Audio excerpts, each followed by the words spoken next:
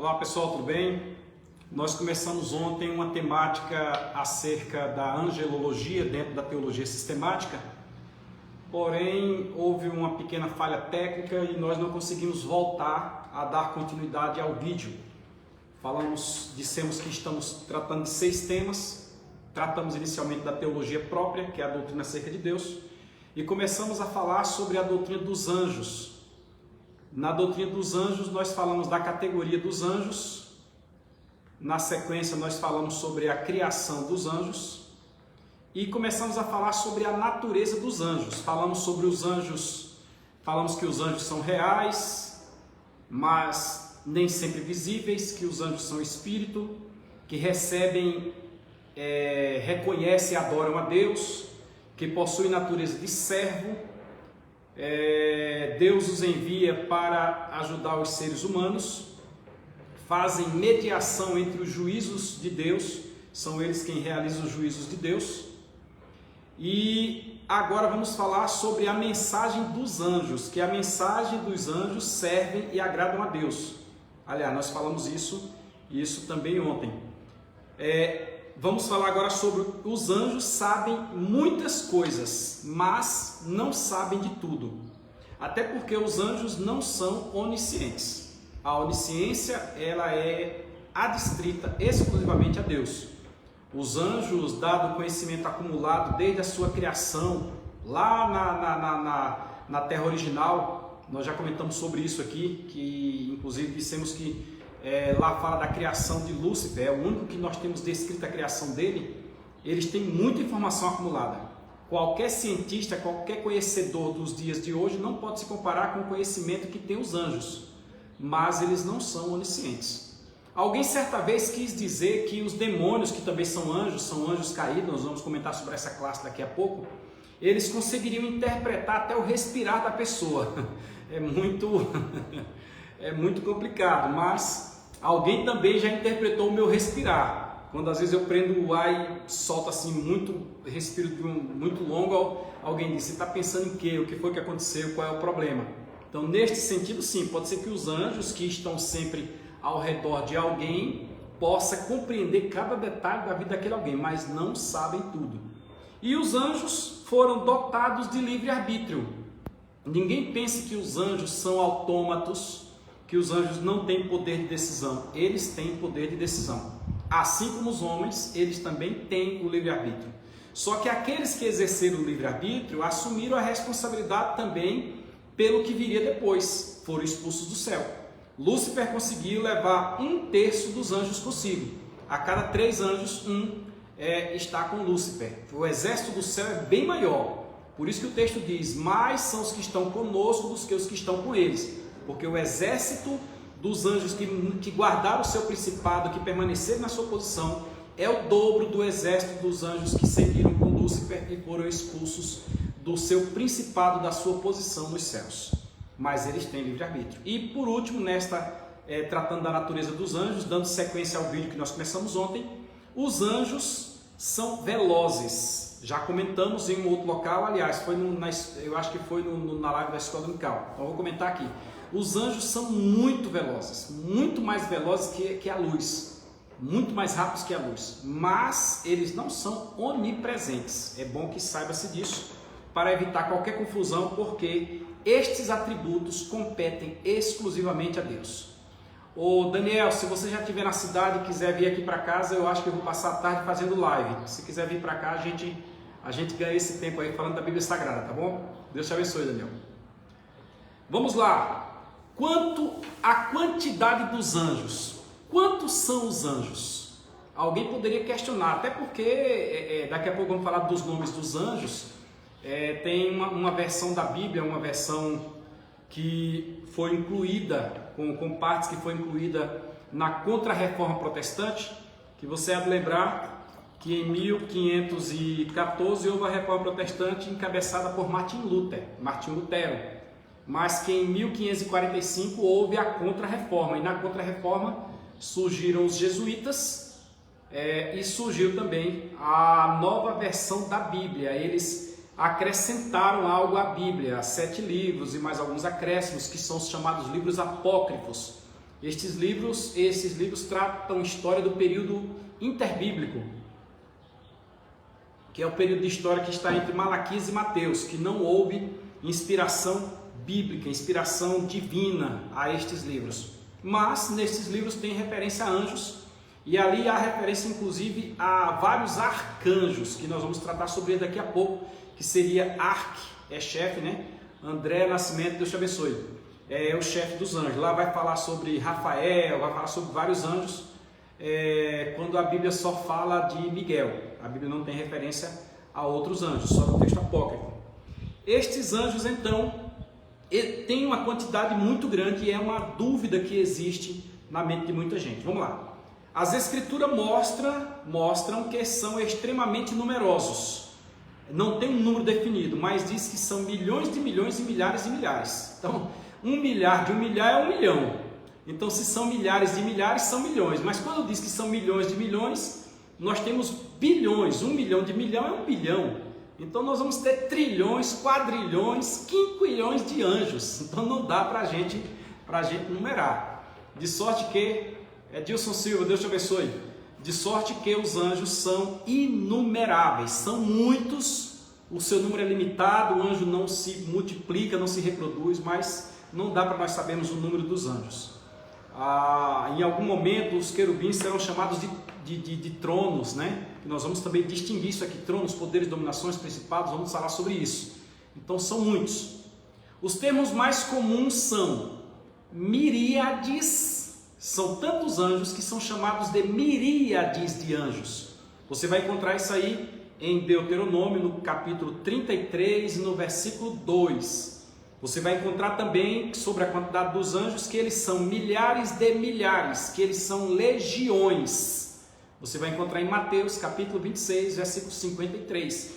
Jesus disse: eu poderia pedir ao Pai e Ele mandaria uma legião de anjos. Lá no Antigo Testamento, numa ocasião em que o profeta Eliseu estava com sua casa cercada dos soldados assírios, o moço de Eliseu, Geazi, ficou preocupado com aquilo e Eliseu disse: Senhor, abre os olhos dele para que ele veja.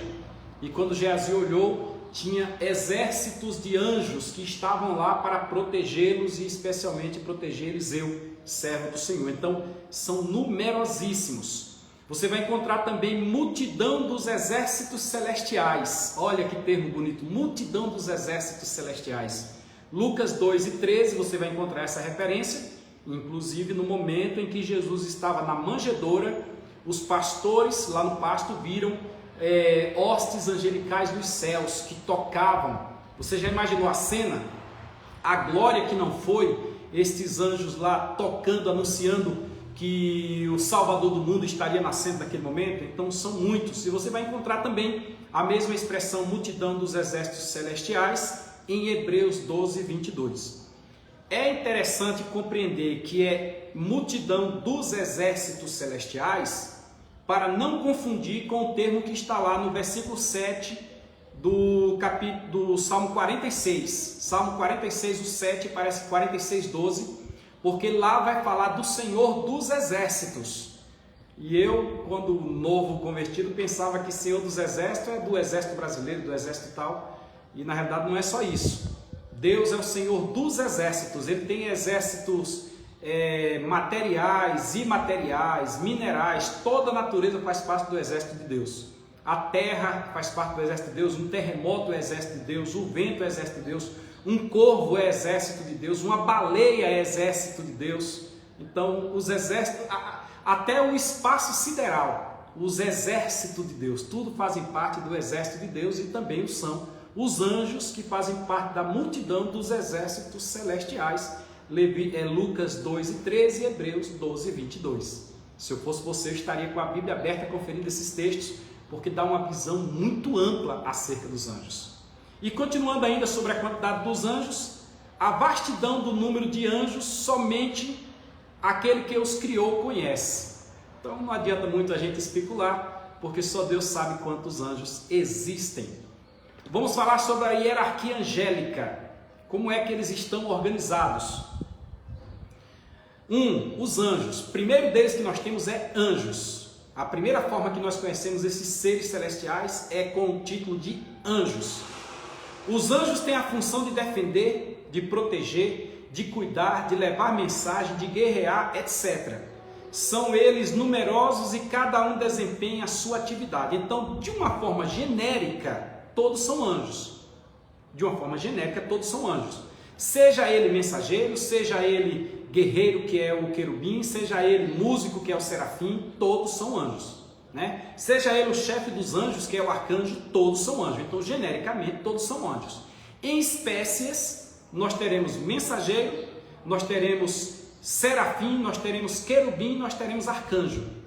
Esta é a ordem que está dividida os anjos, são 4 deles, começando com, ou invertendo, você pode começar direto do arcanjo, passar pelo mensageiro, depois o serafim, por último o querubim. Não vai alterar, de sorte você tem que saber qual a função de cada um. Então, anjos, vamos à frente. Depois dos anjos, nós temos a classe que eu já citei dos arcanjos. Disse arcanjo porque está escrito, me parece que em Zacarias, que Miguel é um dos primeiros arcanjos, mas a Bíblia não traz referência a outros. Os livros apócrifos vão falar, dando os nomes de Rafael e aí por diante, me parece que Lemuel e segue a história. Mas nós não temos isso na Bíblia, e se os apócrifos têm parte que não são inspiradas, então todo o apócrifo ele não serve para ser utilizado como inspiração. Uma vez que os 66 livros da Bíblia, os 39 do Antigo e os 27 do Novo, que compõem o compêndio da Bíblia Sagrada, não existem erro, há uma inerrância, há uma inspiração plenária, eu prefiro ficar com aqueles que não contêm erro, porque uma parte que tem erro contamina todo o restante, aí fica difícil. Então vamos aos arcanjos, né, que são chefes, líderes, comandantes dos anjos. O arcanjo, o chefe dos anjos, aquele que manda e os outros obedecem. A Bíblia faz referência a eles no plural, contudo, cita apenas Miguel pelo nome. Ponto final. E aí, eu sou muito cuidadoso nesse sentido e te digo que em Deuteronômio 29 tem a resposta. Lá dirá que as coisas reveladas são para nós. O que está revelado na Bíblia é nosso. Basta que nós folheemos este maravilhoso livro. Está aqui, é nosso. Ô Jonas, seja bem-vindo aí. Jonas é do blog Destaque Notícias, um dos maiores blogs da nossa região. Deus te abençoe. Está revelado na Bíblia, é nosso. Agora, não está revelado, não cabe especulação, até porque no livro do Apocalipse, quando você encerra o capítulo 22 do Apocalipse, está dito que aquele que nega ou que exclui, vai perder em bênçãos. Mas aquele que acrescenta ao texto sagrado, que faz uma exegese no texto sagrado, né? Tem a exegese e tem a exegese. Raul Afonso, seja bem-vindo. Aquele que faz uma exegese, ele vai ter acrescida em pragas na sua vida. Então eu prefiro não incluir aquilo que a Bíblia não fala. Tranquilo? Vamos à frente. Então, apesar de falar de arcanjos no plural, só tem a referência ao nome de Miguel. Depois de anjos, arcanjos, nós temos agora querubins. Deixa eu fazer um adendo aqui. Anjos na Bíblia está mais relacionado a mensageiro. Os anjos, quando diz anjo, é mensageiro. E neste contexto só aparece um também, que é Gabriel. No livro apócrifo vai colocar Gabriel como arcanjo, mas nós não temos isso na Bíblia. Volto a dizer, o único arcanjo que aparece aí nos 66 livros da Bíblia é o Miguel. E assim nós o teremos no contexto desta aula, porque não vamos incorrer nas falhas que acabei de falar. Mas, mensageiro, nós temos Gabriel.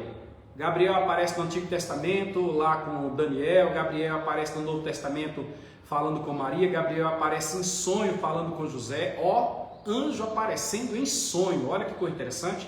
Com José é assim por seguinte. Então nós temos anjo, arcanjo e agora vamos falar dos querubins. Os querubi, né? Querubins no plural. A palavra querubim significa cobrir ou guardar, logo proteger. Todavia, a etimologia da palavra não é conhecida. Lúcifer, por exemplo, fora dito que ele era um querubim. Ele não era um arcanjo. Ele era um querubim. Era querubim ungido para proteger. É assim que tem a definição de Lúcifer que nós vamos encontrar lá em Ezequiel e em Isaías, querubim ungido para proteger. Tu que eras no passado, no pretérito perfeito, querubim ungido para proteger. Os querubins aparecem na porta do jardim do Éden. Quando o homem pecou, foram colocados 2 querubins, porque o homem pecou e foi expulso do jardim. Foram colocados 2 querubins para que evitassem que o homem tentasse entrar de volta no Éden. Em cima da Arca da Aliança você vai encontrar 2 querubins também. Os 2 querubins estão em cima da Arca da Aliança e as asas de um tocam nas asas dos outros. É a única vez que nós temos querubim com asa. São estes que estão sob o propiciatório, sob a tampa da Arca da Aliança, que Deus revelou a Moisés. E quando Moisés desceu e falou com Bezalel e Aholiabe, Bezalel e Aholiabe fizeram uma figura semelhante àquela que Moisés viu, que inclusive fala-se do tabernáculo celeste. Moisés teria visto como tinha sido no tabernáculo celeste e fez uma figura embaixo na terra. É a única vez que nós encontramos querubim com asa. Até porque Gabriel, que é mensageiro, ele não aparece com asa. Toda vez que alguém se refere a Gabriel, que é mensageiro, está escrito que apareceu um varão vestido de branco, aí descreve, mas não tem asa, né? Não tem asa. Nas cortinas do tabernáculo tem várias figuras de querubins também, que foi revelada a Bezalel e Aholiabe, que foi revelada a Moisés e foi inspirada a Bezalel e Aholiabe, eles fizeram semelhante, Moisés havia visto. Na visão de Ezequiel também vê querubim, e estão perante o trono. No trono de Deus, perante o trono de Deus estão os querubins. Até que quando nós vemos a visão de Ezequiel, capítulo 1, nós vamos ver que os querubins, eles são como que o sustentáculo do trono de Deus. É como se o trono de Deus estivesse em cima dos querubins. Se você tiver curiosidade, abra aí o livro de Ezequiel, ou em outro momento a gente faz uma leitura de Ezequiel, onde eu vou te explicar detalhes sobre esta figura. Eu lembro de ter falado sobre esse assunto lá na Igreja Avivamento da Fé, numa mensagem que eu preguei, baseada em Ezequiel 2:1, que diz: Filho do homem, ponte em pé e falarei contigo. Aí eu fui mostrar para os irmãos por que ele estava debruçado, que precisava ficar em pé. É porque ele havia visto a glória de Deus. Ele teve aquela visão extraordinária da roda dentro da outra roda, dos seres com 4 cabeças e etc., do mar de cristal, do trono e o arco-íris que estava por cima do trono, dos raios, etc. Quando eu descrevi aquilo ali, eu recordo que era um culto de jovens e os jovens já estavam ali meio que jogados ao chão com a glória de Deus naquele dia. E aí agora nós fomos dizer, neste momento está escrito, ponte em pé e falarei contigo. Deus usou grandemente naquele dia e Deus falou fortemente com os jovens naquele culto ali, lá na congregação do Independente. Deus abençoe o pastor Eduardo Yamashita, e na época quem dirigia a congregação era o pastor Edilson. Deus os abençoe. Quem me acompanhou foi o irmão Juca, diácono Juca. O Juca se converteu lá na Câmara quando estava como vereador e Juca era meu assessor. Deus abençoe cada um. Então Ezequiel viu os querubins. Também fala da estrela da alva, né? Em Ezequiel 28, 12, 17, quando ele se refere a Lúcifer, querubim ungido para proteger, chama ele de estrela da alva. Ele não é a estrela resplandecente à luz do mundo, mas Ezequiel chama de estrela da alva, e essas são as referências que nós temos aos querubins. Então temos o anjo, que é o mensageiro, nós temos o arcanjo, nós temos o querubim. A próxima classe agora são chamados de serafins. Serafins, eu vou repetir: anjo, arcanjo, querubim, serafim. Anjo, arcanjo, querubim, serafim. Os serafins, estes sim aparecem na Bíblia com asas, mas dando toda a explicação que está no vídeo anterior. Anjo não precisa de asa para se locomover, haja vista que anjo é essencialmente espírito. Pode até se materializar, mas anjo não é matéria. Quem é matéria somos nós, feitos do pó da terra, soprados das narinas pelo fôlego divino de Deus, e nos tornamos seres viventes. Anjo é espírito. No original, serafim significa ardente. É como se ele brilhasse extraordinariamente, é como se ele fosse uma tocha de fogo, é como se ele estivesse brilhando o tempo todo. Esses são os serafins. São ministros do louvor e da adoração. Eu falei nos vídeos anteriores que é como um exército. No exército você vai ter os anjos guerreiros que vão à frente, estes seriam os querubins. Você vai ter o comandante do exército, não o comandante geral, mas aquele que está comandando a milícia, seriam os arcanjos.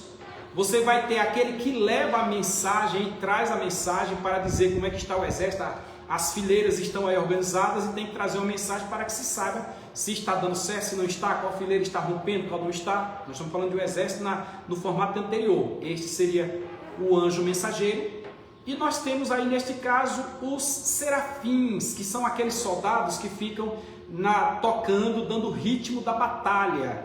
O ritmo da batalha ele impulsiona. Observe que na maioria das artes marciais, na maioria das articulações que fazemos com o corpo, Ronaldo Santana, seja bem-vindo. Existe um ritmo e ali eles ficariam dando o ritmo com os seus tamborins, e neste caso são os serafins, aqueles que estão o tempo todo diante de Deus louvando. Isaías viu os serafins, né? Isaías viu eles com 6 asas, duas e duas. Com 2 eles cobriam os pés, com 2 eles cobriam os rostos, e com 2 eles voavam. E serviam o tempo todo, e o tempo todo dizia um ao outro, um parava diante do outro e dizia santo, santo, santo. O outro dizia santo, santo, santo, que é mais uma referência à Trindade. Veja o vídeo anterior que nós fizemos ainda na teologia sistemática sobre a Trindade.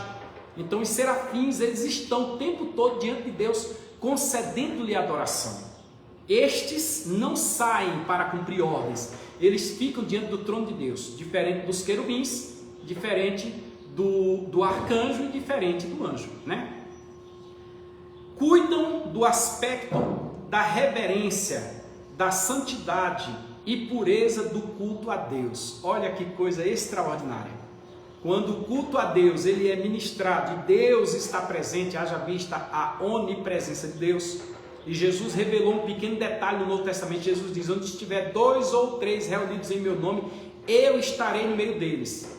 O que nos leva a fazer uma conjectura que não é de tudo errada, é que se às vezes nós estamos diante de Deus e nós não estamos sentindo a presença dele, é porque provavelmente nós não estamos em nome dele.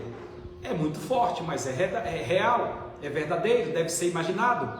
Se você se reunir com 2 ou 3 pessoas em nome de Deus, em nome do Senhor Jesus Cristo, você há de sentir a presença dele. Caso contrário, reveja seus conceitos, reveja o que está acontecendo, pois Deus realmente quer falar, certo? E neste momento é quando os serafins atuam, é quando os serafins recolhem ali as lágrimas, recolhem o louvor.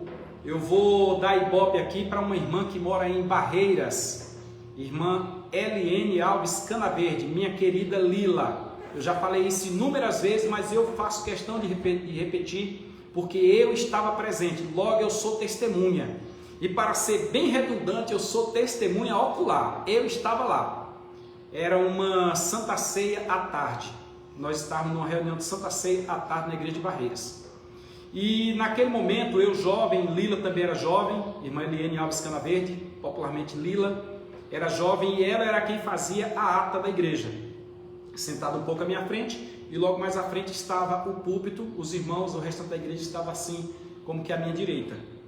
E num dado momento, Lila parou de registrar a ata e abria o olho e fechava, e abria o olho e fechava, e abria o olho e fechava. Aí ela chegou para o pastor da época, me parece que era o pastor Adroaldo Boaventura. Aí Lila disse: pastor, deixa eu contar um testemunho. Aí o pastor entregou o microfone a ela, ela disse: olha, na hora que nós começamos o culto, eu vi uma pessoa diferente, um ser, ficar aqui à minha esquerda, próxima do púlpito. E eu via ela anotando, e eu lia o que ela estava anotando. Lila disse isto, eu li o que ela estava anotando.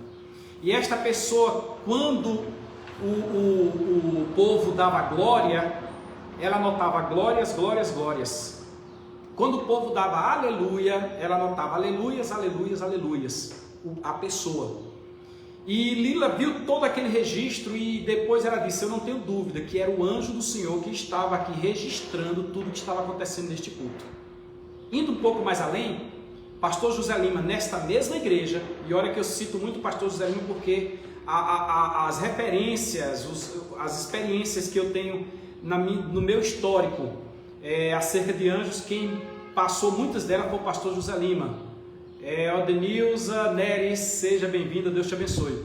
O pastor José Lima disse que num dado culto, preste atenção, você que é cristão, num dado culto, quando iniciou o culto, ele viu anjos no corredor, né, louvando a Deus. E na hora que o pessoal abriu a Bíblia Sagrada e ficou em pé para fazer a leitura da Bíblia, segundo o pastor José Lima, ele viu quando os anjos, naquele culto, naquela igreja, lá em Barreiras, na rua Coronel Magno, Assembleia de Deus, ele viu quando os anjos se debruçaram em respeito à Bíblia Sagrada. Isto para mim tem muito valor. Não tem valor um outro pastor que veio ao culto e o culto, a pregação dele não estava dando nada, e de repente ele, para motivar o povo, disse: aquela irmã naquele canto, eu estou vendo um anjo aqui com as asas abertas e a ponta da asa do anjo está na cabeça da irmã. E a irmã, que não estava nem prestando atenção no culto, neste momento passou a prestar atenção e entrou na pipoca, no reteté e etc. E isso aí eu não dou valor não, porque não tem base bíblica não. Então, voltando a falar dos serafins, na hora da adoração, são eles quem atuam dentro da igreja. Anote isso aí. Vamos então falar de outros. Nós falamos de anjo, arcanjo, querubim, serafim. Mas a Bíblia também fala de outros, fala de principados, de potestades, de tronos, de poderes e de dominações. Nós vamos falar sobre estes também agora. Nós vamos falar agora sobre os principados. Principados aqui seriam estes mesmos anjos em funções diferentes. Seriam os mesmos, anjo, arcanjo, querubim, serafim, em funções diferentes. Por exemplo, são anjos que possuem autoridade sobre as nações. Eu já falei para vocês acerca de Miguel. E Miguel é aquele que tem a autoridade sobre a nação de Israel. A nação de Israel ela é protegida pelo anjo Miguel. Miguel é mencionado como aquele que ocupa essa posição e luta em favor de Israel. Abra aí a sua Bíblia, livro de Daniel, capítulo 10, versículo de número 13. Daniel, capítulo 10, versículo número 13. Você vai encontrar que Miguel é o principado, é o príncipe que tem o poder sobre Israel. Logo, nós entendemos que existem principados. Existem principados. Existe um principado sobre Israel, existe um principado sobre a Síria. Existe um principado sobre o Egito, existe um principado sobre Babilônia, existe um principado tal, existe um principado sobre os Estados Unidos. Existe um principado lá no Canadá, existe um principado em Orlando. Existe um principado na África, existe um principado lá na China, no Japão, na Coreia. Existe um principado lá na Austrália. Existe um principado no Brasil. Existe um principado agora, vamos dividir a ordem dos principados em cada um dos estados brasileiros. Existe um principado em cada uma região do Brasil. Existe um principado sobre cada cidade. Existe um principado sobre cada bairro, existe um principado sobre cada rua, existe um principado sobre cada casa. Gostou? Muita gente não sabe disso, porque não estuda acerca dos anjos. Existem principados. Os anjos, que são milhões de milhões e milhares de milhares, estão divididos em principados. Principado é isso, ele é o príncipe, ele é quem rege sobre aquela área. Haja vista que anjo algum é onipresente, logo eles têm um limite territorial. Isso por quê? Porque nós temos também lá no livro de Daniel, nós vamos falar sobre isso aqui, que existem também demônios organizados da mesma ordem, nos mesmos locais, querendo ferir a tua vida e querendo ferir a minha vida. Por isso que a Bíblia vai dizer que o anjo do Senhor acampa-se ao redor dos que eu temo e os livra. Porque o inimigo está ao derredor, não ao redor, ao derredor, bramando como um leão, buscando a quem possa tragar. Não é interessante isso aí? Então, estes são os principados e Daniel é o principado sobre Israel. Temos então, além dos principados, anjo, arcanjo, querubim, serafim. Encerra, fecha o quadro. Aí estes mesmos agora estão principados ou estão também potestades. Eles são divididos também em potestades. O termo grego potestade denota a ideia de autoridade e poder. Os anjos só fazem aquilo que Deus os manda.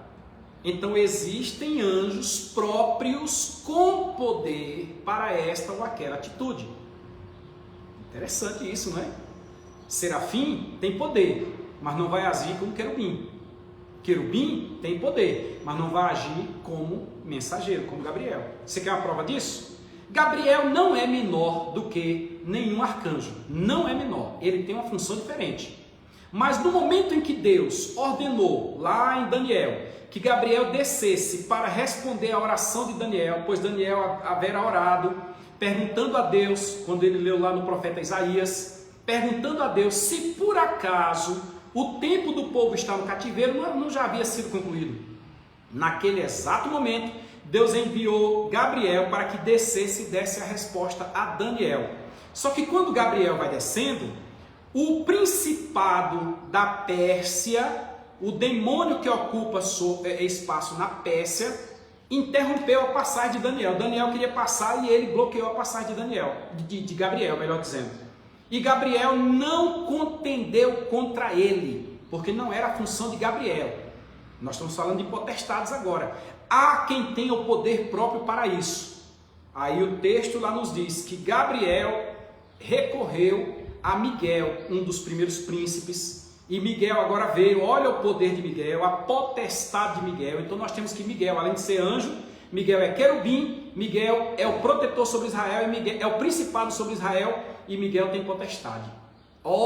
Isto é forte, isto é principal, crente, para tu conhecer a Bíblia Sagrada. Tem muita gente que fala muita coisa e não entende. Vá ler a Bíblia Sagrada que você compreende esses detalhes. Potestades, né? São anjos poderosos que possuem poderes especiais para salvar ou destruir. Nós temos um caso lá de Senaqueribe. Quando nós vamos para o caso de Senaqueribe, que naquela noite o exército assírio veio contra Israel e Deus com um anjo matou, me parece que é 180 ou 185 mil numa noite. Você já imaginou a velocidade desse anjo entrando e fere um, fere outro, fere um, fere outro, fere um, fere outro, corta a cabeça, mata, tal. Você já imaginou? Isso é uma potestade. É você quem vai. Eu lhe dou o poder. Eu lhe comissiono para este fim. É o anjo comissionado para fazer uma função. Às vezes nós estamos na igreja, nós temos lá pastores, presidente, pastores, dirigentes de congregação, evangelista, nós temos missionários, nós temos presbíteros, nós temos diáconos, nós temos auxiliares, e às vezes a função delegada pelo pastor é a um diácono. O pastor vai lá na congregação realizar um serviço de um diácono, ou a função é delegada a um presbítero, ou a função é delegada a qualquer outro. O pastor delega, logo o pastor comissiona. Sendo assim, potestades são aqueles anjos que são comissionados com poderes específicos para realizar alguma coisa. Lânia Araújo Ribeiro, seja bem-vinda, Deus te abençoe. Estamos falando sobre teologia sistemática, no caso, doutrina dos anjos, angelologia. Seja muito bem-vinda, depois você assiste o restante ou o início da live, tá bom? Além destes, dos principados e das potestades, nós temos os tronos, anjos tidos como tronos. E esse aqui eu já adiantei que são querubins, né? Querubins são tidos como tronos. Refere-se a uma classe de anjo sobre os quais Deus assenta-se como rei e senhor. São aqueles que, está lá em Ezequiel capítulo 1, versículo de 1 a 28, você vai encontrar, e também você vai encontrar no Salmo 68, verso 17, eu estou olhando a minha colinha aqui, tá? Eles servem para sustentar a glória de Deus. Não tente interpretar isso à luz humana, em que um homem está sobre os anjos de outro homem, como acontece na época das campanhas políticas. Não. Veja lá o termo de Ezequiel e você vai ver que o trono de Deus se sustenta sobre eles. Aí eles são chamados de tronos. Não é que eles se transformam em um formato de trono, não tem nada a ver. Mas eles servem como base, como sustentáculo para o trono de Deus. Lá em Ezequiel está dito que quando ele virava para o lado, eles iam. Quando virava para o outro, também ia. Para onde o seu rosto estava, eles seguiam sem precisar se virar. Estes são os tronos. expressa uma relação mais elevada para com Deus, os tronos. Veja que são os mesmos arcanjos agindo como trono. Os mesmos querubins, melhor dizendo, agindo como tronos. Tranquilo? Ainda tem as potestades. Deixa eu pegar a colinha de novo aqui, senão eu me perco. Nós já falamos de principados, falamos de potestades e falamos de dominações. Ainda tem principados, potestades, dominações. Não, falta falar de dominações, tá? As dominações são justamente muito parecidas com os principados. Você vai encontrar essa referência no Novo Testamento. Então, quando você vê, não são coisas aleatórias, são classificações. Digamos que um seja cargo e o outro seja função. É desta forma que nós temos a classificação dos anjos. Agora nós vamos falar sobre os anjos tenebrosos. O que são os anjos tenebrosos? Os anjos tenebrosos são aqueles que perderam o seu principado. Olha que coisa interessante. Nós temos anjos que guardaram o seu principado, de cada 3, 2 guardou o seu principado. E nós temos anjos que perderam o seu principado, de cada 3, 1 perdeu o seu principado. E estes são os anjos tenebrosos. São aqueles que daqui a pouco falaremos também, que tornaram-se demônios. Eles tornaram-se demônios. São aqueles que possuem os corpos das pessoas. Eles carecem desses corpos para que eles estejam atuando na terra. Perceba que anjo algum entra no corpo de ninguém. Nós temos a referência de Gabriel, mensageiro, em sonho falando com José, mas não ocupou o corpo de José. Mas nós temos na Bíblia Sagrada pessoas que até mesmo dentro do templo ou lá no cemitério, como é o caso do endemoniado gadareno, foram possessos por demônios. E esses demônios são os anjos tenebrosos, que são anjos também. Têm a mesma essência dos demais, mas não agem como os demais, porque fizeram uso do seu livre-arbítrio e perderam o seu principado diante de Deus. Estes anjos tenebrosos estão naquela rebelião que Lúcifer fez e levou à queda de 1/3 dos anjos, né?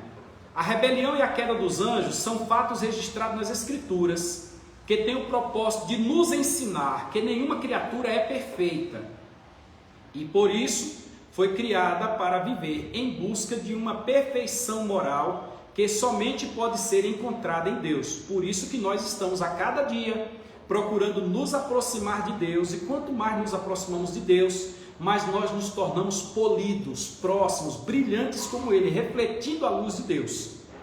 A recusa da criatura fê-lo se distanciar cada vez mais do seu Criador. Então, distanciando-se de Deus, tornaram-se tenebrosos. Uma vez que Deus é luz, quem aproxima dele brilha. Como Deus não é luz, quem se distancia dele fica mais na escuridade, infelizmente. Um anjo diferente, Lúcifer, estrela da alva, que já fizemos referência, querubim ungido para proteger, encontrado na Vulgata Latina de Jerônimo, que significa aquele que brilha. Abra sua Bíblia aí no livro de Isaías, no capítulo 14, no versículo 12, você vai ver a referência a Lúcifer, o anjo de luz. Tem uma pergunta aqui, deixa eu ver aqui. É ótimo aprender com alguém que domina o assunto. Muito bom. Ô, Lani, obrigado. Obrigado, a gente se esforça. E eu gosto. Isso aqui é algo que eu gosto. Eu confesso para você que se eu pudesse, eu faria isso o dia inteiro. Era assunto por cima de assunto. Mas você sabe que a gente tem que trabalhar para ganhar o pão, né? Senão, era isso aqui. E gosto muito dos questionamentos. Se alguém tiver alguma dúvida aí, mande. Talvez eu não responda a sua dúvida agora, que talvez eu não tenha a resposta, mas que eu farei o possível para no momento próprio responder a sua dúvida. Mas muito obrigado, eu fico lisonjeado. Deixa eu furar aqui, senão vai voar. Pronto, voltei, sou eu de novo aqui. Desculpa a brincadeira. Isaías 14, 12, você vai encontrar a referência a este anjo diferente. Lúcifer é o mesmo que hoje nós chamamos de Satanás. Ele tem nomes na Bíblia. Lúcifer, Satanás, Beuzebu, Abaddon, Apolion, adversário, são todos termos voltados, como diz meu pastor, pastor Zé Carlos, um abraço pastor Zé Carlos, ao capiroto. São todas as expressões do capiroto. Certa vez alguém fez uma prova de teologia, o professor foi o pastor José Lima, e na prova a pessoa colocou Lúcifer com letra minúscula. O pastor José Lima circulou o L, aí devolveu para a pessoa e disse, corrija. Ah, mas por que ele é o nosso inimigo? Não, ele é o inimigo, mas a regra portuguesa diz que Lúcifer é com L maiúsculo porque é um nome próprio. É o único momento em que ele tem moral. No mais, ele é derrotado. Eu recordo de uma ocasião lá em Barreiras, estávamos eu, a Ruth e vários outros irmãos. Eu deveria ter 21 anos mais ou menos, a gente almoçava na minha casa. E uma jovem que estava conosco, nova convertida, enquanto a Jael estava lá também. Enquanto preparava o almoço, a jovem, sentimos um movimento estranho nela e a gente tinha acabado de ter um treinamento acerca de possessão demoníaca, como expulsar demônio, etc. E quando nós percebemos o estado diferenciado dela, nós achamos de atiçar, vamos ver se esse negócio aqui é de Deus ou não. Aí pegamos um hino da harpa e cantamos o hino da harpa e a pessoa ficou meio apavorida por ali, meio sem se controlar. E nós lemos o Salmo 32, ou é o 32 ou é o 72, que é um salmo de confissão de pecados. Ele diz, em pecado me concedeu minha mãe. Aí quando nós lemos o salmo, a comida estava na panela, prontinha quase para a gente comer. E a moça não suportou e o demônio tomou conta do corpo dela. E eu vou dizer para vocês, nós expulsamos aquele demônio e tem uma frase que ficou na minha mente. Quando eu disse, você é derrotado, você perdeu a batalha, você é condenado, sai em nome de Jesus. Aí a moça foi liberta para a glória do nome de Jesus. E eu digo para vocês, é o único momento em que Lúcifer tem moral, é quando o nome dele é escrito com a L maiúsculo. Fora isso, mais nada. Ele é derrotado. Infelizmente, é o nosso inimigo. Adriano Pereira está conosco. Seja bem-vindo, Deus te abençoe. Então, este anjo diferente que é Lúcifer, Deus preparou-lhe uma recepção especial no momento em que foi criado e o constituiu sobre todos os seres angélicos. A Bíblia fala, ele é a referência que nós temos, Ezequiel e Isaías falando sobre ele, do que existiu antes de Gênesis 1 e 2. Gênesis 1 e 1, como foi Gênesis 1 e 1? A referência que nós temos à terra caótica, a terra original, que depois eu comento com vocês sobre isso, quando fala de Lúcifer, e descreve como ele foi criado. O seu corpo exalava sons, ministro de louvor. Então ele foi colocado como chefe dos seres angélicos. Diz que ele andava no meio das pedras afogueadas. Talvez essas pedras afogueadas sejam os querubins, os serafins, que nós já fizemos referência, que emanam fogo em si, é como se fossem brasas ardentes. Sendo um querubim da guarda, ele era o querubim da guarda, estava diante de Deus e tinha domínio sobre o Éden mineral. Veja aí Ezequiel 28, de 12 a 15. Aí aqui eu já faço uma diferença. Nós não estamos falando do jardim do Éden. Éden quer dizer lugar de delícias. Nós estamos falando de Éden, jardim de Deus. Existia um Éden, jardim de Deus anterior. Lá atrás, onde parece que só viviam os anjos nele. Imagine um local de delícia para anjo. Você já conseguiu imaginar? Já conseguiu pensar? O apóstolo Paulo, na carta aos Gálatas, nos capítulos 1 e 2, abra aí a sua Bíblia e confirme, ele diz que foi arrebatado ao terceiro céu. E lá, ele viu coisas que ao homem comum não é lícito dizer. Lá no terceiro céu. Ele viu lá no terceiro céu coisas que o olho nunca viu, que o ouvido nunca ouviu, e ele diz bem assim, que nunca subiu, está escrito assim, né? Que nunca subiu ao coração dos homens. Imagina o que teremos para nós na eternidade. É muito glorioso isso, é muito bonito, transborda por dentro. Este anjo especial, Lúcifer, ele passou pela corrupção. Aí temos aqui a corrupção de Lúcifer. Eu tenho um livro que eu quero indicar para vocês, eu não lembro agora o autor, mas o nome do livro é O Anticristo. Aí neste O Anticristo ele vai falar do dragão do Apocalipse, e para chegar no dragão você tem toda uma sequência que começa lá no Éden com a serpente, naquele mapa Plano Divino através dos séculos. Se você colocar no Google aí o Plano Divino através dos séculos, você vai ver o mapa Plano Divino através dos séculos. Vá lá nas imagens, Deise Dourado, seja bem-vinda. Aí lá nas imagens você vai encontrar O Rastro da Serpente, no Plano Divino através do século, o Rastro das Serpentes. Neste livro, o Anticristo, você vai ver desde a serpente que induziu Eva e etc., passando pelos séculos, as suas ações e chegando no grande dragão do Apocalipse. Aí você vai conseguir entender melhor quem é Lúcifer, porque o nosso espaço aqui é curto, o nosso texto é pequeno e ele não é o foco do nosso assunto. Nós estamos comentando sobre ele porque ele é um anjo caído e a história dele tem que ser dita porque está dentro do conteúdo sistematizado da teologia acerca dos anjos, tá bom? Ezequiel 28:15 vai dizer acerca dele, né? O que levou Lúcifer a corromper sua natureza perfeita? Como é que, sendo perfeito, corrompeu a natureza? E aqui tem um negócio muito interessante. O anjo, desfrutando de toda a glória, se virou contra Deus. E Jesus, no deserto, nunca se afastou do Senhor, não negou o Senhor. Você já entendeu por que o Senhor Jesus, ele merece a nossa adoração? Olha que coisa interessante. No deserto ele não negou. Até os homens no jardim negaram a Deus. Não é prova que alguém sendo abençoado, tendo muito dinheiro, qualquer coisa, ele vai ficar na presença de Deus, não. É sinal, sim, que a falha está no coração do homem. É tão forte isto que haverá um período aí chamado de milênio. Nós teremos a grande tribulação depois do arrebatamento da igreja. E logo após o arrebatamento da igreja, me parece que 75 dias após terminar a grande tribulação, 75 dias após virá o milênio. E no milênio, os homens estarão num contexto em que não precisarão pecar. Mas os homens pecarão no final do milênio por 75 dias, se não me falha a memória, ou é 45 dias, me perdoe, são os últimos versículos do livro de Daniel.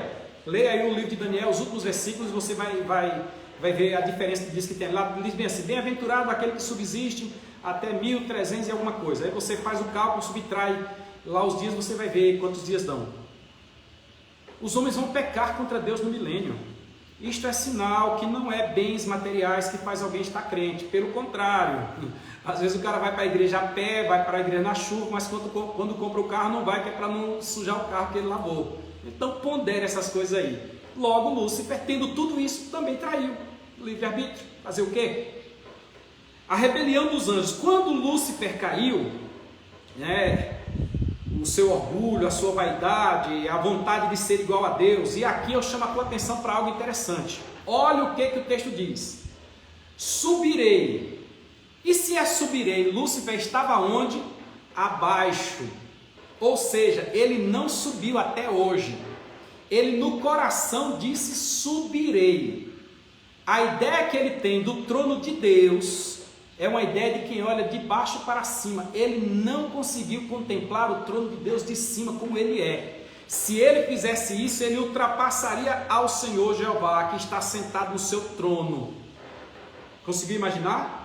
Então ele diz subirei, não subiu, ficou embaixo. Então a arrogância do seu coração, a sua vontade de ser igual a Deus, fez com que ele caísse. Em um momento eu te falei já atrás aí que anjo tem por essência ser servo. Anjo não quer ser superior a Deus, anjo quer ser servo. Já Lúcifer não quis subir, foi a sua queda. Esta queda resultou em que ele levou também a multidão dos anjos. E aqui tem algo interessante para te dizer, é uma interpretação minha, você não haverá de encontrar mais alguma coisa a esse respeito na Bíblia Sagrada. Me permita a ousadia e analise o que eu vou dizer. Você sabia que assim como um radiocomunicador na mesma frequência, preste atenção, uma pessoa fala no radiocomunicador e todos os rádios que estão na mesma frequência ouvem, sim ou não? Sim, não é isso? Pronto. Eu tenho um radiocomunicador e ele tem várias frequências e quando a gente muda a frequência alguém não ouve, mas quando está na mesma frequência todos ouvem. Pois bem, quando Deus fala com um anjo, quando Deus dá uma ordem a um anjo, acredite que na minha compreensão todos os anjos o ouvem. Por quê? Porque eles estão vivendo num ambiente espiritual.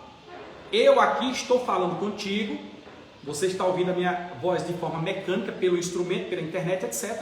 E não está ouvindo a minha voz natural porque eu estou muito distante de você. Logo, o som se transforma em matéria. Você sabia disso? O som pode ser imaterial, porque ele não é palpável. mas ele está limitado. Se ele está limitado, ele também é matéria. Que quando nós passarmos do tempo Cronos para o tempo Kairos, a voz será audível a todos.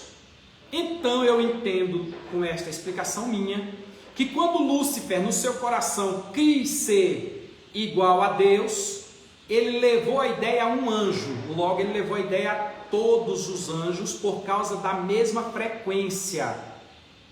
E destes todos os anjos, um terço dos anjos, de 3, 1, seguiram a Lúcifer. E é aí onde nós temos a queda e a rebelião dos anjos, ou a rebelião e a queda dos anjos. As escrituras relatam que Miguel, liderando os seus anjos, combateu a terça parte dos anjos liderados por Lúcifer. Está lá em Apocalipse capítulo 12, versículo de 4 a 9. Apesar de Apocalipse ser o último livro da Bíblia, é o livro da revelação. E tem revelação ali que está voltado para o princípio das coisas. Você só precisa entender que em algum momento ali tem um parêntese. Mas se aquela revelação foi em momentos futuros, nós temos que um terço dos anjos estão com Lúcifer e 2 terços dos anjos estão com Miguel, que é o arcanjo que nós acabamos de falar. Legal, né? Vamos à frente? Se alguém quiser comentar aí, fique à vontade, viu? Estamos aí abertos a qualquer comentário. Depois eu não vou perder minha live aqui, depois eu dou a resposta. Mas estou aberto aí para que você diga alguma coisa. Uma queda controvertida. Vamos ler aqui. O caos do universo e a queda. Veja bem, é a teoria do Éden mineral. Pronto, vamos raciocinar aqui, vamos oxigenar o cérebro, que eu preciso te dizer algo interessante aqui. Existe na ciência a ideia do Big Bang.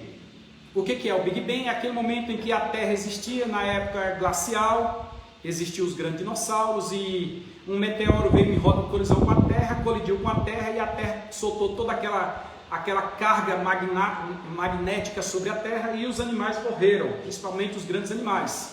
É uma prova, é uma certeza que os dinossauros existiram, porque hoje nas escavações aparecem aqueles ossos enormes e não tem condição daquele osso ser de um ser humano ou de um outro animal qualquer, e quando montados conseguem criar a figura de um ser que foi chamado pela sua magnitude de dinossauro. Ponto. Indo para dentro da Bíblia, nós temos sim uma terra original, que aqui é chamada de Éden mineral. Nós temos uma terra caótica e nós temos uma terra reformada. Gênesis 1 e 1 é terra original, abra sua Bíblia e leia. Gênesis 1 e 2, nós temos a terra caótica e a terra estava sem forma e vazia. Aí Gênesis 1 e 3 nós já temos a terra sendo reformada, quando Deus agora reforma a terra, cria tudo que existe na terra, e a partir do versículo 26 ou 27 passa a criar o homem, terminando tudo no verso 31, quando ele encerra o 6º dia. No capítulo 2 nós temos o que Deus fez no 7º dia, e eu não vou entrar nesse mérito agora não, só para te deixar com desejo de descobrir isso aí depois. Segredo aqui, eu sei o que aconteceu no 7º dia. De boa? Depois eu te digo aí, eu sei, olha a prepotência, eu sei, está lá na Bíblia Sagrada. Alguns aí dizem, Deus descansou, é verdade, mas antes dele descansar ele fez alguma coisa, e eu tenho um registro disso na Bíblia Sagrada para te provar. Mas vamos voltar para o nosso assunto aqui. Então tinha a terra original, que é a terra mineral, e a terra caótica. No Novo Testamento você vai encontrar quando Jesus disse bem assim, ouça e depois vá lá e confira na Bíblia. Eu vi quando Lúcifer foi lançado do céu à terra como um raio.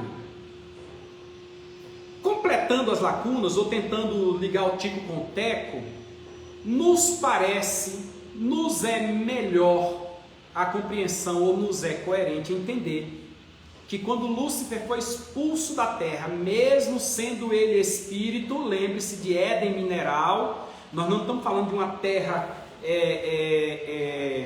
material, nós estamos falando de um ambiente específico, exclusivo, diferente. E olhe só, no princípio criou Deus o céu e a terra. Deus não cria nada mal feito, não. Deus tudo cria bem feito. E me parece que nos Salmos está escrito que ele não a criou vazia, ponto. não a criou vazia. Deus não criou a terra sem forma, porque no verso 2, quando a terra vem estar sem forma e vazia, é porque algo já aconteceu. Uma compreensão hipotética, pelo amor de Deus, não tenha isso aqui como cabal, mas é que a gente vai lendo a Bíblia e o penso logo existe é verdadeiro. Uma compreensão hipotética é que quando Lúcifer foi lançado à terra, o baque com a terra fez com que esta terra original, esta terra mineral e talvez uma terra onde tivesse dinossauro, foi destruída. Legal, né? Então é isso que quer dizer esta teoria nesse contexto aqui. Tem uma pergunta ali sobre os dinossauros, qual tempo eles viveu. A Bíblia não relata sobre eles. Não, a Bíblia fala de grandes répteis. E o tempo, se existiu dinossauro, eu não estou dizendo que existiu, eu estou dizendo que é um indício, eu não estou assumindo essa responsabilidade. Foi justamente neste período entre a terra reformada, dos 7 dias da criação, e disse Deus, haja luz, e houve luz, e a terra produziu. Aí a terra reformada, e a terra original ou terra mineral. Nesse espaço aqui, é chamado de terra caótica. Então, entre a terra original e a terra caótica, até chegar na terra reformada, se eles existiram, foi nesse período, tá bom? O foco aqui é a doutrina dos anjos. Eu não vou perder o foco, mas gostei da pergunta e pode mandar outras que, se eu puder, responda assim, na bucha. E se não ficar bem claro, depois a gente esclarece melhor. Deus te abençoe. Adriano. O lugar de Lúcifer e seus demônios, onde é que eles estão? Eita, que coisa interessante. Sabe por quê? Essa cadeira está fazendo muito barulho aí, gente. Vocês estão ouvindo esse barulho aí? Porque eu estou me movimentando aqui, eu fico emocionado. Tá atrapalhando aí? Vocês estão conseguindo ouvir direito? Alguém só deu um retorno aí, um sim ou não, só para eu saber. Irmãos, tem gente dizendo que Lúcifer está no inferno. Vamos lá. Você já viu algum pregador dizer que Satanás está no inferno? Deixa eu ir mais além. Você já viu alguém desenhar ele vermelho, com aquelas orelhas, os chifres, um rabão assim atrás parecendo uma serpente, um tridente na mão? Vocês já viram isso? Que ele está lá embaixo, no âmago da terra. Vocês já viram isso ou não? Nunca viram? Eu já vi muitas vezes, já vi pregação na igreja. Deixa eu falar para vocês uma coisa aqui. Se vocês lerem a mitologia grega, vou até molhar o bico aqui. Na mitologia grega, nós temos os deuses do Olimpo.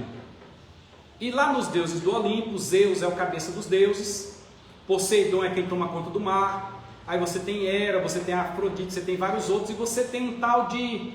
como é o nome dele, moço? Sumiu o nome do infeliz agora. Hades, o deus Hades, que é o deus do submundo. Esta figura que eu descrevi agora é a figura de Hades, não é a figura de Lúcifer. A Bíblia tem Lúcifer na Bíblia como bonito, como belo, como perfeito. Tem ele como e ele não perdeu esta imagem. Ele não perdeu esta imagem. A Bíblia diz que alguns podem até se transfigurar como anjo de luz. Esta imagem que você tem aí, que eu descrevi, é uma imagem da mitologia grega. Outra coisa, eles criaram ideias de que o Hades ele domina o submundo e que para o submundo existem entradas. Só basta você ver aí a série Hércules ou outras, aí você vai entender. Quando na realidade Lúcifer é espírito também, não é matéria. E se ele é espírito, ele não pode ser contido por matéria. Raciocina um pouquinho. E se o pregador chegar com isso da igreja, você não vai atrapalhar ele por uma questão de ética, mas deixa entrar aqui e sair por aqui. Aquelas irmãs que tiveram aquelas visões, que foram até o inferno, e lá no inferno, lá embaixo, está cheio de gente, com a unha pintada, o cabelo grande. Gente, não existe isso. Todos os que morreram estão com Deus, seja ele quem for. O desgraçado do Hitler, o infeliz do Mussolini, todas essas desgraças aí, eu não estou xingando não, vê que são desgraçados, está tudo com Deus e aguardam o juízo. Enquanto, teve o seu período na terra, eles cumpriram, o corpo voltou ao pó e o espírito voltou a Deus. Lá eles estão separados, é lógico. Não estão no seio de Abraão, eles estão no local separado, mas estão aguardando o juízo. É um local do tormento? Sim, é um local do tormento, local espiritual do tormento. Em outra ocasião a gente comenta sobre o rico e Lázaro, mas eles não estão no centro da terra. Tem uma igreja aí que disse que colocou um microfone numa sonda e desceu até o centro da Terra. E aí eles ouviam, socorro, me tira daqui e tal. E aí, gente, primeira em verdade, quanto mais no centro da Terra, mais quente. É uma larva tão quente que ela derrete pedra. Como é que o microfone vai chegar lá? Qual é a profundidade disso aí? É muita mentira. Existem os lençóis freáticos, existem... na nossa região aqui, descobriram um minério de cisto e não fizeram a extração do cisto, porque entre o cisto e nós existe o lençol freático.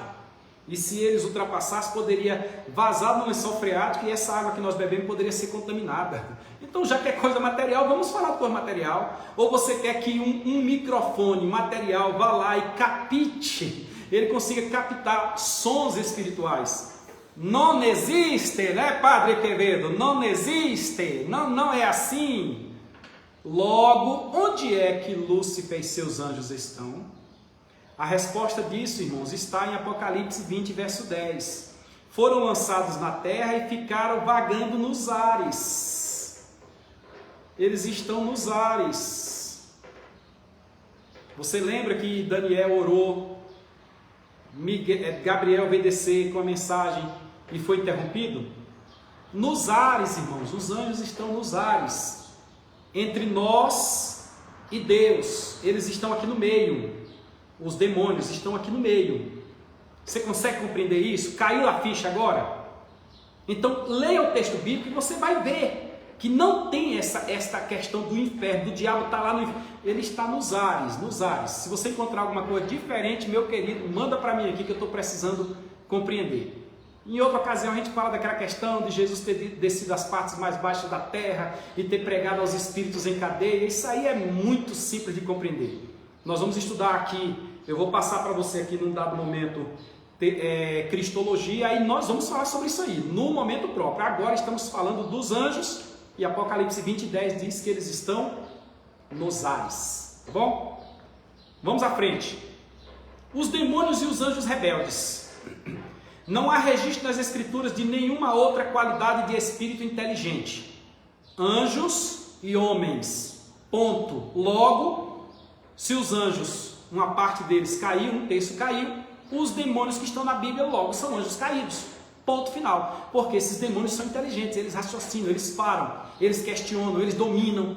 Então, eles ocupam, eles tomam posse, então são inteligentes. Só pode ser, se não é homem, só pode ser anjo caído. Top? Criados por Deus, que não sejam homens e anjos. Não existem seres inteligentes, outros seres inteligentes criados por Deus que não sejam anjos ou homens. Portanto, os demônios são anjos que se rebelaram contra Deus. Ponto.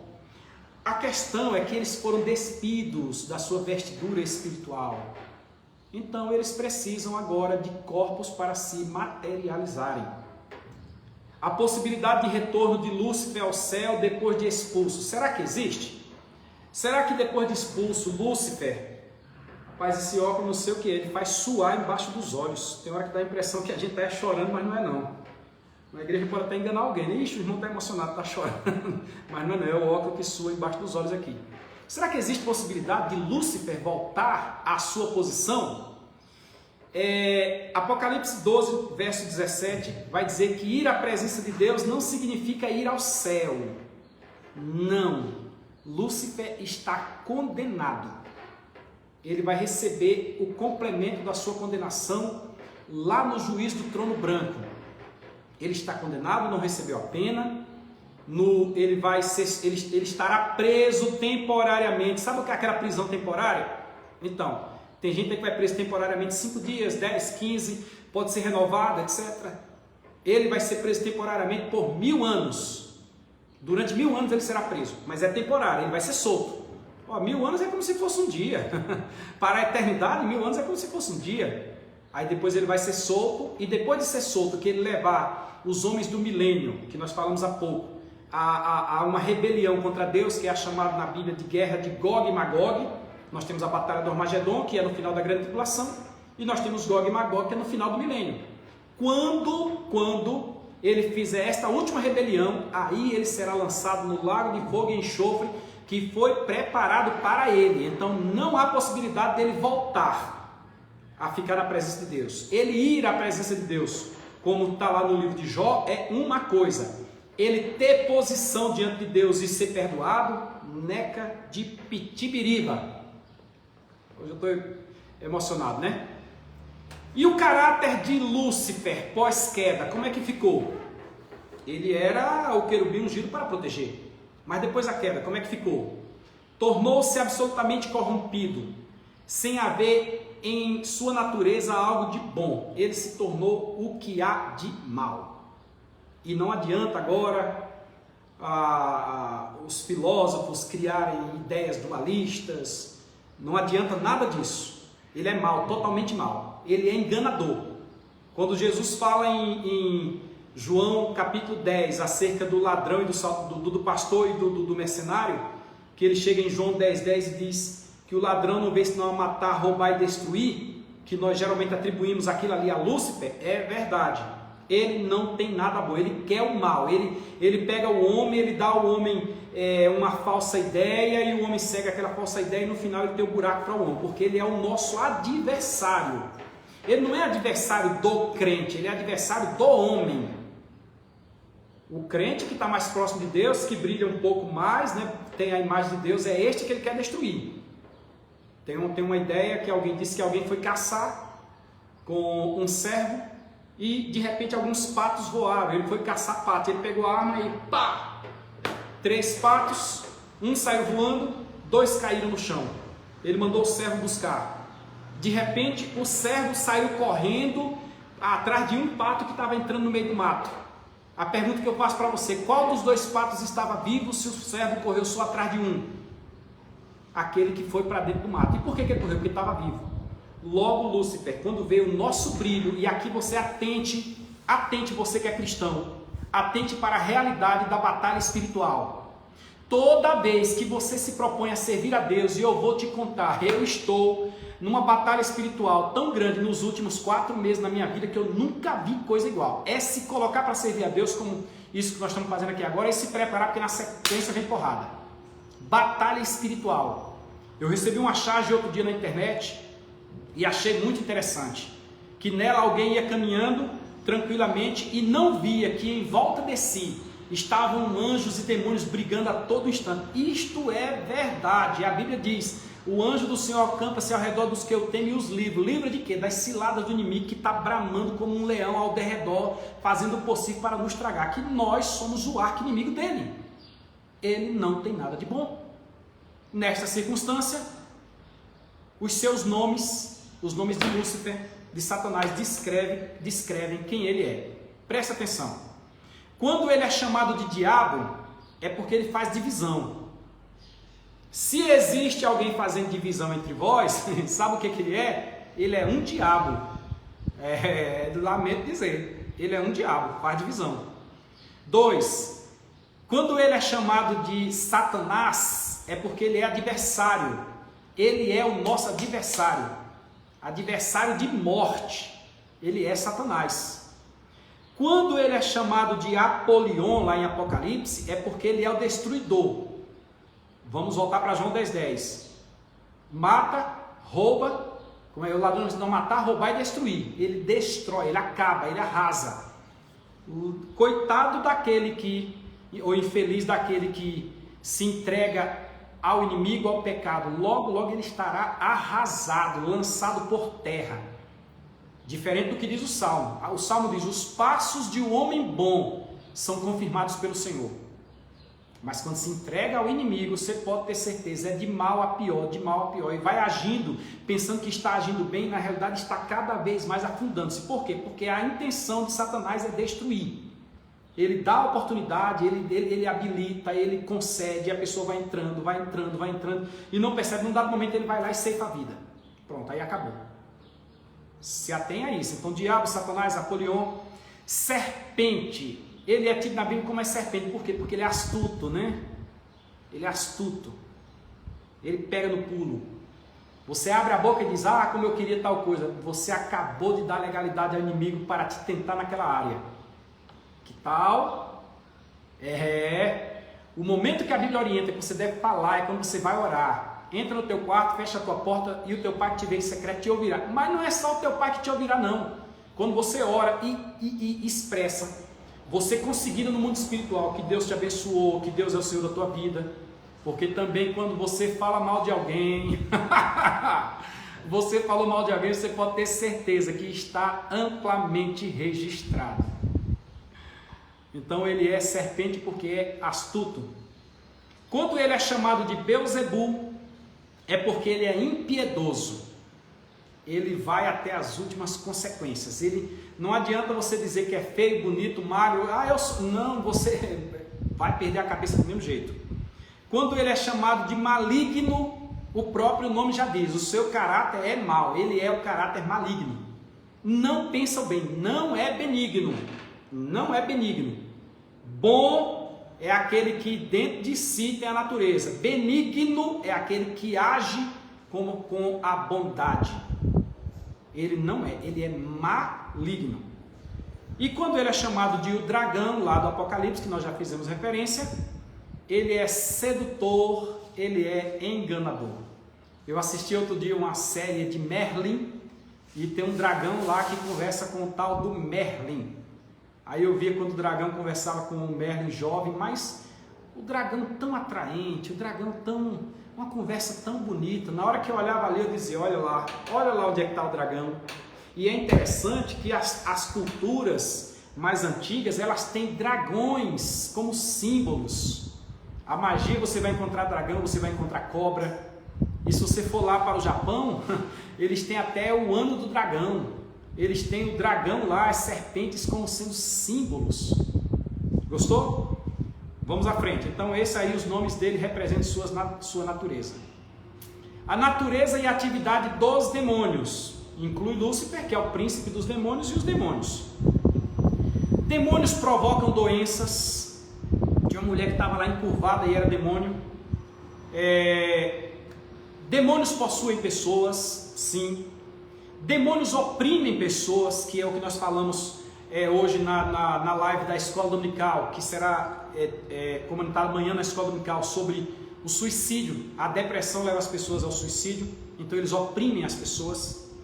Demônios induzem ao erro.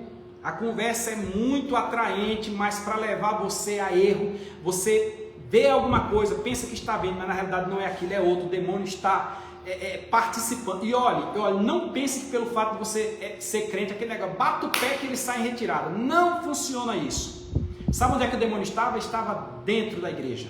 Olha que interessante. Jesus chegou na igreja, lá na sinagoga, lá no templo, e tinha alguém demoniado dentro do templo. Quem acabou de entrar aqui é a Osana Martins. Seja bem-vinda, Osana. Depois você pega a origem do vídeo lá no início, quando a gente terminar, tá bom?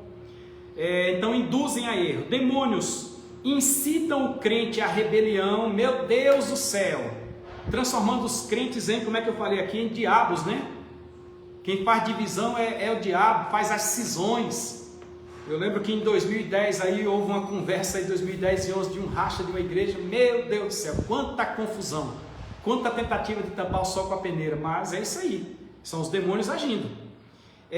Causa murmuração. Sabe o que é murmurar? Você imagina o que é murmurar? É um ato que irrita a Deus. É um ato que irrita a Deus. Só um instantinho que eu vou precisar dar um toque aqui na minha tela. São pequenos problemas técnicos. Murmurar o que aconteceu lá no livro de Números, quando o povo foi até o limite de Cades Barneia. Aliás, partiu de Cades Barneia e foi até o limite de Canaã. E os espias entraram na terra. Eles poderiam ter entrado em Canaã dentro de 15 dias. Eles entraram dentro de 40 anos. Sabe por quê? Porque murmuraram. Eles passaram 40 dias lá. E quando voltaram, cada dia que eles passaram lá, vendo a terra que emana leite e mel, e chegaram cá murmurando, dizendo que a terra tem gigantes. Apesar de outros verem na terra cacho de uva que era preciso 2 pessoas para carregar. Pensa aí, um cachinho de uva, 2 pessoas para carregar. Esta murmuração fez com que Deus punisse o povo. E todos os que tinham saído do Egito, Deus não deu direito de entrar na terra, a não ser Josué e Caleb. Nem Moisés entrou. Moisés não murmurou, mas não entrou. Por outros motivos ele não entrou. A murmuração é algo que corrói. A murmuração mata. Então os anjos, os demônios, provocam a murmuração. Se tem murmuração no seio da igreja, cuido. É ação de demônio. No contexto aqui você já entendeu. Provocam, incitam a desobediência e incitam os desvios. Quando alguém se desvia da presença de Deus, pode ter certeza, não é anjo que está fazendo isso com ele, anjo que guardou seu principado, não é Deus. São demônios que estão incitando. Provocam sofrimentos físicos e psicológicos, causados por guerras, por crimes, por fomes, por pestes, por doenças e perseguições religiosas. Eu não estou falando daquela perseguição aqui dentro da igreja, meu Deus, o meu pastor não me... Não, eu estou falando de perseguição religiosa mesmo. Você não é muçulmano, você é cristão, você vai ser morto. E assim por diante, como acontece em muitos países, especialmente nos países que fazem parte da janela 10x40. Procure descobrir aí o que é a janela 10x40, que é a janela onde a evangelização deve acontecer. Ela pega 40 de latitude, 10 de latitude e 40 de longitude. A janela 10x40. Ela pega a Europa, ela pega a Ásia, ela pega a Ásia Menor, a Ásia Menor lá na frente, ela pega a África. O Brasil não está na janela 10x40. É onde tem 1/3 da população mundial está lá. Lá, a perseguição religiosa é ferrenha. Você é crente aqui, vai ser crente lá. Faz igual o pastor Itamar. Pastor Itamar, meus cumprimentos, a paz do Senhor, minhas considerações ao Senhor na África. Vai ser pastor lá na África. Vai sofrer perseguição lá das hostes espirituais da maldade nos lugares celestiais lá. Vai lá para você ver o que é ser crente, tá bom? E promovem doutrina de caráter duvidoso. Os demônios entram no coração de muitos pregadores, aquelas doutrinas assim, meio, né? Tem gente aí que ensina um bocado de coisa. Jesus com casa na praia, ensina um bocado de coisa por aí. Essas doutrinas, tic-tac, tic-tac, tic-tac, não tem base bíblica. Não tem base bíblica. Não adianta discutir comigo, não tem base bíblica. Essas e outras, né? Tem uma doutrina que Jesus deu tábuas para que escrevesse acerca das coisas espirituais, tem um outro evangelho de Jesus, tem um bocado de coisa aí, não tem base bíblica. E as chamadas por Paulo doutrinas de demônios. Muito bem. Qual é o destino final dos anjos tenebrosos? Quando o Senhor Jesus Cristo voltar, Satanás será expulso dos lugares celestiais. Apocalipse capítulo 12, versículo 9. Será preso no abismo durante o milênio. Ele vai ser posto em cadeia durante 1000 anos. Apocalipse 20, versículos de 1 a 3. Depois será lançado no lago de fogo e enxofre. Ele vai ser solto por um pequeno espaço de dias e vai ser lançado no lago de fogo e enxofre para sempre. Esta sim é a segunda morte. Apocalipse 20, versículo 10. Este é o destino dele e dos seus anjos. Certo, pessoal? Aqui agora eu encerro esta live, até para ficar organizada, porque nós vamos começar agora a doutrina do Espírito Santo. Então eu quero começar a temática já própria, com a live própria, com o tempo estabelecido. Obrigado a você por ter estado conosco até agora. Se você gostou, dê um joinha, né? Compartilha aí, marca aí o sininho, etc. Manda para os seus amigos e reveja todo esse assunto 1, 2, 3 vezes e você vai ficar conhecendo a importantíssima, eu diria fundamental, doutrina dos anjos. Deus abençoe. Até daqui a pouco, na próxima live, onde falaremos sobre a doutrina do Espírito Santo. Fica com Deus.